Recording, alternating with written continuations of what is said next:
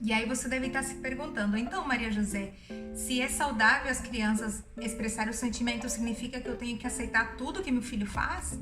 E aí a gente vai voltar àquela frase do livrinho, lembra? Os sentimentos, sim, a gente tem que aceitar que a criança se expresse, mas não os comportamentos. Então, lembra que eu tinha falado também que tem um segundo tipo de pai, não é?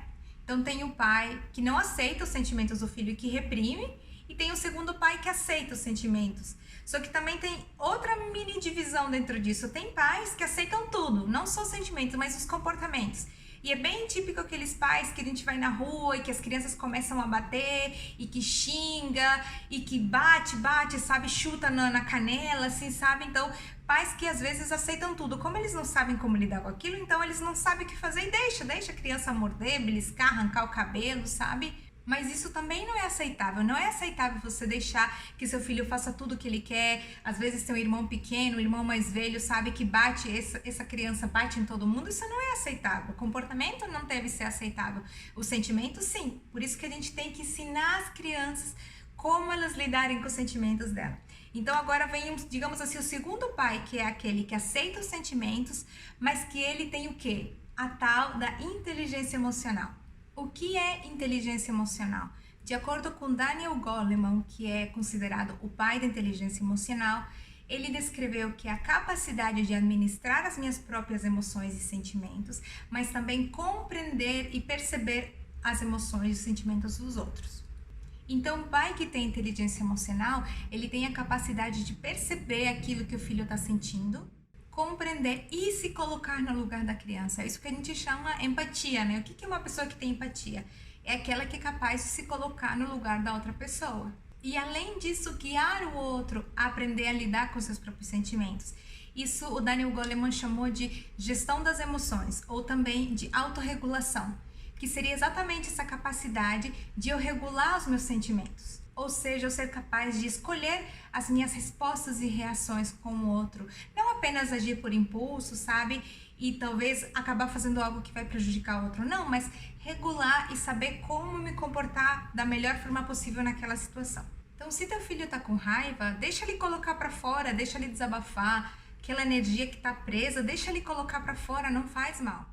E o que você faz? Primeiro, você tem empatia, compreenda que teu filho está passando por aquilo. Então, você pode dizer coisas do tipo, eu entendo que você está frustrado, eu entendo que você está chateado, isso realmente é bem... A gente fica bem chateado quando a gente perde, etc. Mas a segunda parte, que é a mais importante, é você guiar o teu filho. Ele ainda não sabe lidar com aqueles sentimentos. A gente tem que ensinar para eles uma forma apropriada e saudável dele expressar aquela raiva que ele está sentindo. Então, que nem eu mencionei, tem muitos terapeutas hoje em dia que ensinam as pessoas a lidar com raiva, não só crianças, mas adultos, a você saber o que fazer. Quando eu tenho raiva, o que eu faço? O que é apropriado e o que não é apropriado quando a gente tem raiva? Bater em alguém, quebrar alguma coisa não é apropriado. O que é?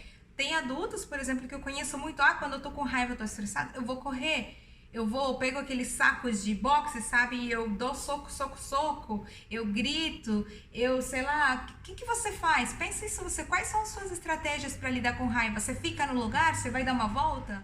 E com as crianças tem a mesma coisa, por isso que às vezes é importante, sabe? Tem às vezes umas bolinhas que sabe que você aperta, que você sabe aquelas lesminhas, como é que é o nome? Sling... Aquelas amebas, sabe, que você aperta, ou se você realmente quer bater no travesseiro, sabe? A gente pensa que se a gente estimular, se a gente incentivar a criança a fazer isso, a gente vai estar estimulando a criança a ser agressiva. Pelo contrário, ela vai estar tirando aquilo que estava dentro dela e expressando de uma forma saudável. Ela não vai machucar ninguém batendo no travesseiro, apertando uma bolinha. Machucar sim vai, se você não ensinar teu filho a ele descarregar essa energia e querer bater no teu filho pequeno, no cachorro, no gato. E o mais importante, que depois que teu filho, passou aquela crise de raiva, que ele se acalmou, aí vocês vão conversar sobre aquilo. Filho, o que aconteceu? Me conta. Por que você ficou assim? Você está chateado? Você brigou com alguém? O que você está sentindo? E aí você pode guiar teu filho para quando ele tiver a próxima crise de raiva, como é que ele vai estar lidando com aquilo? Gente, tem umas professoras fazendo uns trabalhos fantásticos em escola com criança pequenininha, que assim eu dou os parabéns quando tem pessoas ensinando inteligência emocional.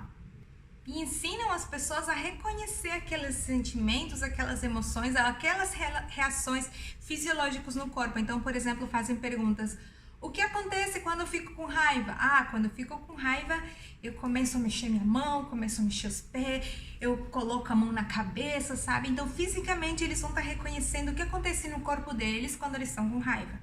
E quando fica com raiva, o que eu posso fazer? Aí as crianças, mesmo às vezes, eles vêm com as estratégias. Eles podem falar, eu vou lá pra fora, eu fico sozinho, quero gritar, eu sei lá, eu vou bater no travesseiro, vou apertar uma coisa, vou chutar uma bola na parede, enfim, etc. Então, eles vão aprender não só as estratégias, a capacidade que eles têm de eles ficar com raiva, mas também a capacidade que eles têm de eles poder se acalmar e eles se autorregular. Também pode ser ensinado alguma técnica de respiração, de respirar, de focar na respiração. Quando a gente tira o foco daquele momento, é bem mais fácil a gente se acalmar, porque assim, distrai, eu estava totalmente focado naquilo, então se eu foco na minha respiração, eu conto até 10 e começo 1, 2, 3, eu vou focar na minha respiração e na minha contagem, em vez do que naquilo que eu estava sentindo, aquela raiva, aquela vontade de bater em alguém.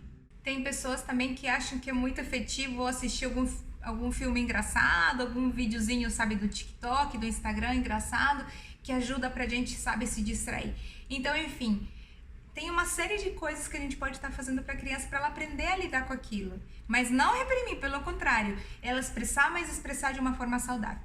Eu tô utilizando o exemplo da raiva, mas é a mesma coisa quando as crianças têm medo, têm tristeza. Eu sei que quando a criança, às vezes, ela tem muito medo, ela tá muito triste, tem pais que acabam ficando com muita raiva. Isso acontece geralmente porque foram crianças, quando eles eram crianças, que eles não tinham essa oportunidade deles expressar raiva. Era assim, não reclama, cala a boca.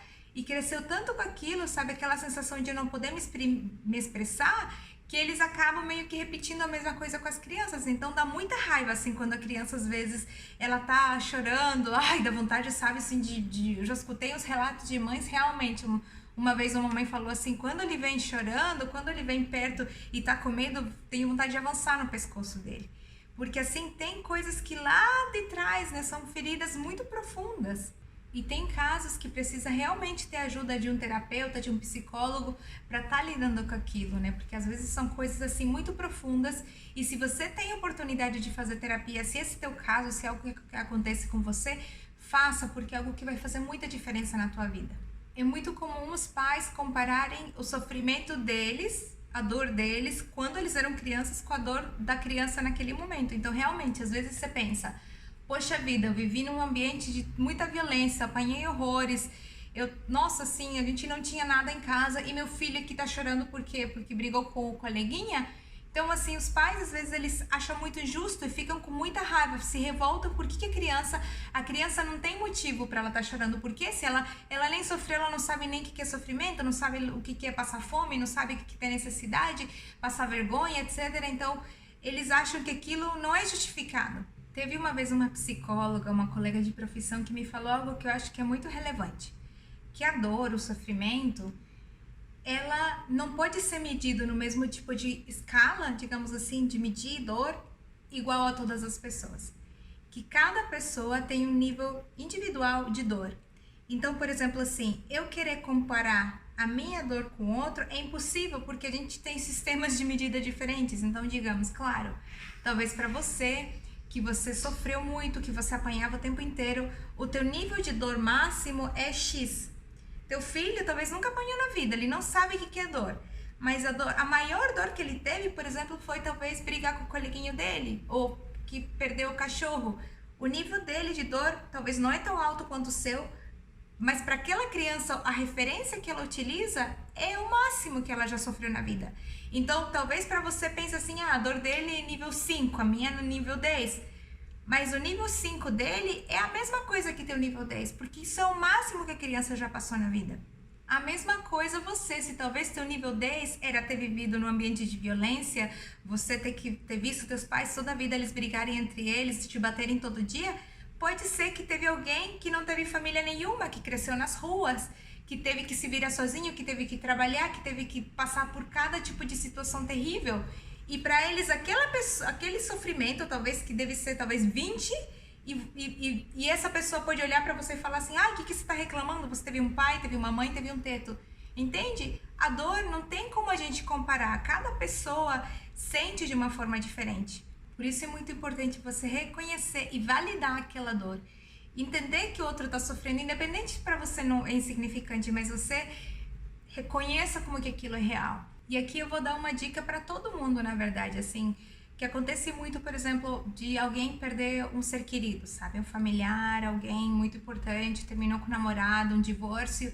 E nós, como amigos, né, a gente sempre quer ajudar e quer tentar passar uma palavra de motivação para a pessoa, para ela não se sentir tão mal. Então, é muito comum a gente falar assim: vai ficar tudo bem, é assim mesmo, a vida continua, daqui a 5 meses você não vai se lembrar daquilo, etc. E é claro, a gente sabe que tudo aquilo é verdade, vai ficar tudo bem, daqui a pouco você não vai nem se lembrar disso, mas assim, o que aquela pessoa sente naquele momento? Dor, sofrimento, ponto. Então, sabe, às vezes a gente acha que ajuda, falar, não, vai ficar bem, vai estar tudo bem, não chora, vai ficar tudo bem. Gente, o que aquela pessoa precisa escutar? Você se lembra algum momento que você já teve isso, que você estava mal e você falava assim, cara, todo mundo me fala que vai ficar bem, dá vontade de estapear todo mundo, porque eu não tô bem. A verdade é que eu não tô bem, eu tô mal, eu tô chateada, eu tô triste, tô sofrendo. Esse único sentimento, então você como amigo, tem empatia e se coloque no lugar dele e fale assim, cara, é uma droga, eu sei que é horrível, e você tente realmente aceitar, não, tá uma droga mesmo. Por que você tá falando que tá tudo bem? Não, tá uma droga mesmo, tá tudo ruim. E não sei se já aconteceu com vocês de ter alguma pessoa que talvez tinha esse tipo de empatia e falava isso pra você, falava, cara, nossa, isso realmente é horrível, já aconteceu comigo, eu odiei, eu sei como é que é. Quando você tem pessoas que se dão conta, parece que você se aproxima mais, sabe? E a mesma coisa com as crianças, sabe? Eu sei que você talvez teve muitos sofrimentos na tua vida e você não sabia como lidar, você sofreu, sabe? E teus pais te falavam, tem que ser forte, tem que continuar, etc. Mas você teria desejado ter uma pessoa que estivesse ali para te dar um abraço, para te dizer, eu entendo, eu sei que é triste. Aí acontece esse paradigma que você como pai tenta, sabe, fazer teu filho forte, encorajar ele a ser uma pessoa resistente, mas na verdade a única coisa que aquela criança precisa naquele momento é alguém que acolha o sofrimento, a dor, a tristeza, o medo daquela emoção. E lá pra frente, depois vocês conversam e veem o que pode fazer a respeito, mas primeiro acolhe o que a criança está sentindo e depois vocês tentam resolver. Isso, como a gente sabe, não se aplica somente às crianças, né? Então vai uma dica aí, se você é casado, se você é casada, porque algo muito comum que acontece é, tipo assim, a mulher chega em casa, tá cansada, tá chateada, briga com o colega, o trabalho tá uma droga, e ela quer fazer o quê? Quer conversar. O homem não, o homem tá cansado, ele quer sentar no sofá, assistir um TV, assistir um futebol, assistir o jornal e não escuta nada. Mas a mulher chega lá, sabe assim, tá, ai, que dia horrível. Então o homem, a mentalidade masculina é o quê? A gente resolveu o problema, então já começa a falar assim, ai, porque eu já te falei pra sair desse trabalho, não sei porque você insiste, é toda a vida a mesma coisa, sai desse trabalho. Aí a mulher fica chateada porque você nunca me entende, porque você não tem compaixão comigo, etc, etc, etc. É porque assim, os cérebros da mulher e do homem são diferentes. Gente, eu tô generalizando, não todo homem é assim, nem toda mulher é assim, mas digamos assim, geralmente, a maioria das mulheres. O que a mulher quer, na verdade, é que quer desabafar, ela quer dizer como o dia foi horrível, ela não quer uma solução. O homem já não, a mente masculina é resolver, solucionar como é que a gente resolve esse problema. Mas a mulher, na verdade, ela só quer desabafar. Então, uma dica que salva muitos relacionamentos aí é, se você é homem, escuta tua mulher. Pode ser que na tua cabeça tá pensando, ah, gente, de novo essa história, como é que ela ainda tá nesse trabalho, etc. Qualquer que seja o problema. Deixa ela falar, que fala, e você tenta ter um pouco de empatia, aquela habilidade que a gente tá falando da inteligência emocional. E fala assim, nossa amor, que horrível, que dia chato, né? Nossa senhora, e aquela tua amiga fez isso, fez. Pronto, gente, você só para por um segundo aquela mentalidade sua de querer consertar aquele problema e você se coloca no lugar da mulher e deixa ela escutar, deixa ela falar, fala. E depois, quando ela, nossa, assim, você vai ver a diferença, a tua mulher vai falar assim, nossa, obrigada por me escutar, obrigada, eu tava precisando mesmo colocar pra fora. Depois disso, vocês podem pensar e conversar a respeito, como solucionar. Mas assim, de primeira, é muito importante a gente, sabe, deixar o outro desabafar. Eu sei que isso é coisa bem de mulher, sabe? Porque os nossos cérebros foram criados de forma diferente. Posso até fazer um vídeo em outro momento sobre isso, mas são cérebros diferentes e a gente funciona de formas diferentes.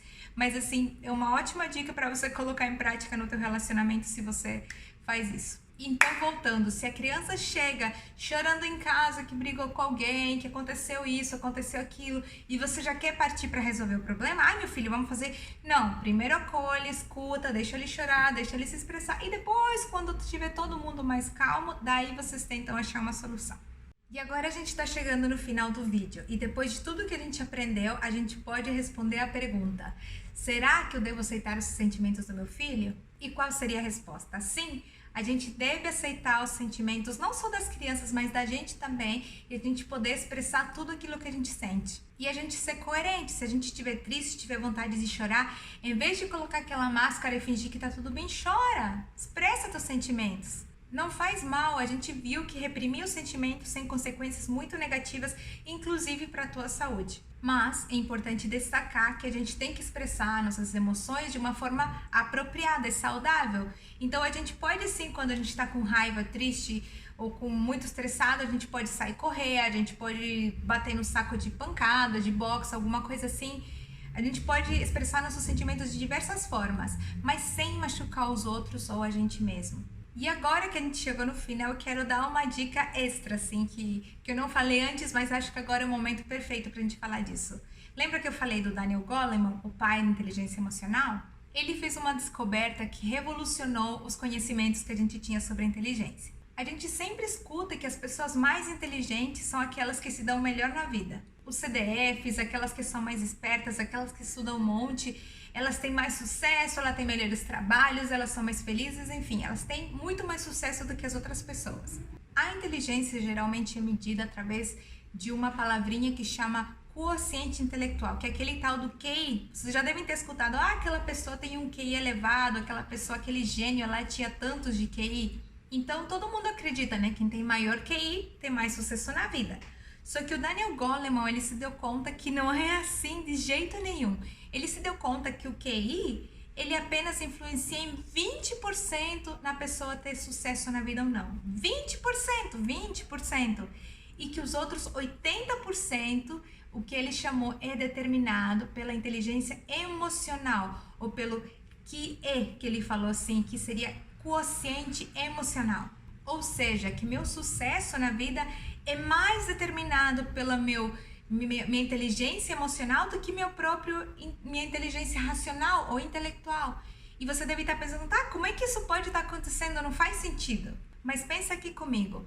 A inteligência emocional é a capacidade de eu administrar meus sentimentos e perceber e compreender os sentimentos dos outros. Então, digamos que uma pessoa com quociente emocional elevado, com uma pessoa com inteligência emocional, ela é capaz de se dar conta que o outro tá mal. Ela primeiro vai perceber que tem alguém que não tá legal e ela vai lá perguntar, tá acontecendo alguma coisa com você? Será que eu posso te ajudar alguma coisa? Então ela vai empatizar com o sofrimento do outro e sem dúvida isso vai ter uma diferença no relacionamento dessa pessoa com a outra. Da mesma forma, uma pessoa com inteligência emocional é capaz de regular suas próprias emoções. Então, em vez dela agir por impulso, já querer partir pra porrada, querer bater nos outros, não, ela é capaz porque ela sabe, lembra aquela história da criança, a gente ensinar ela a se regular? Ok, eu tô bravo, eu tô chateado, o que eu posso fazer? Eu posso dar uma volta, eu posso respirar, eu posso escutar uma música, eu posso bater no travesseiro. Então, uma pessoa que sabe controlar e se regular emocionalmente. Então, isso também vai ter uma interferência nos relacionamentos com as outras pessoas. Agora, vamos pensar uma pessoa que não tem um quociente emocional elevado. Talvez essa pessoa não consiga nem se dar conta que tem alguém que tá mal na sala de trabalho, um colega da faculdade, da escola, essa pessoa talvez não consiga nem identificar, nem perceber que o outro tá chateado. Pode talvez até tá chorando, mas além disso, de não perceber, talvez você não consegue fazer algo, não consegue dar uma palavra de carinho, de ânimo, de você perguntar o que tá acontecendo com você. Ou pode ser uma pessoa que tem dificuldade em controlar os impulsos e são pessoas assim que já pegam, sabem, falam tudo que vem na cabeça, sabe? Pronto, falei. e sem considerar os sentimentos dos outros, que o que você está falando pode magoar outra pessoa. Então acabam que essas pessoas que são consideradas mais frias, assim, que não são tão queridas pelos colegas de trabalho, até mesmo familiares. Então, sabendo que a gente vive num mundo de relações interpessoais em que todo mundo depende do outro, é claro que uma pessoa que acaba tendo melhores relacionamentos, ela acaba se dando melhor na vida, porque tudo na vida a gente precisa de pessoas, a gente precisa do outro. Até mesmo para alguém te indicar para um trabalho, digamos assim, se tem duas pessoas concorrendo para uma vaga, quem que vai ser promovido? Uma pessoa que tem mais habilidades sociais, que sabe lidar com o outro. Então, essa habilidade, esse que é mais alto, é uma vantagem gigantesca quando você está vivendo em sociedade em grupo, que é todo mundo, né? Então a gente vê como é que é importante a gente ter uma inteligência emocional saudável. Gente, esse aqui é meu vídeo do Daniel Goleman de inteligência emocional. Tá bem velhinho, coitado, eu tenho ele há muitos anos, mas ele é muito bom. Eu vou deixar o link do audiolivro do YouTube para, se você tiver interesse. Gente, hoje em dia um audiolivro dura 6 horas, tipo assim, você pensa, nossa, 6 horas. Mas se você escuta, sei lá, meia hora todo dia, ou 15 minutos quando você está preparando café para as crianças, está lavando louça, você escuta um dia um pouquinho, gente, em uma semana você lê o livro inteiro. Você não leu, você escutou, mas é a mesma coisa, né? Então, gente, fica aí a dica se você tiver interesse em ler esse livro. E tem um outro livro que é do John Gottman e Joan de Cler, que é sobre inteligência emocional também, mas se chama assim, A Inteligência Emocional e a Arte de Educar os Nossos Filhos. Então esse livro foi feito principalmente para os pais, como estimular a inteligência emocional nos filhos. É um livro fantástico, fica a dica. E vou deixar a referência embaixo na descrição.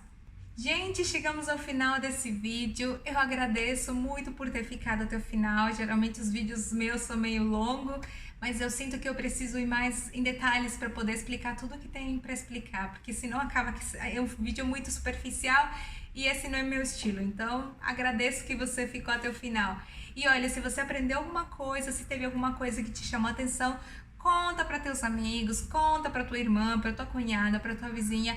Vamos conversar a respeito que esses conhecimentos, aliás, o objetivo desse canal é espalhar esses conhecimentos para que todo mundo saiba. Então tá, gente, muito obrigada e eu te vejo no próximo vídeo. Até mais!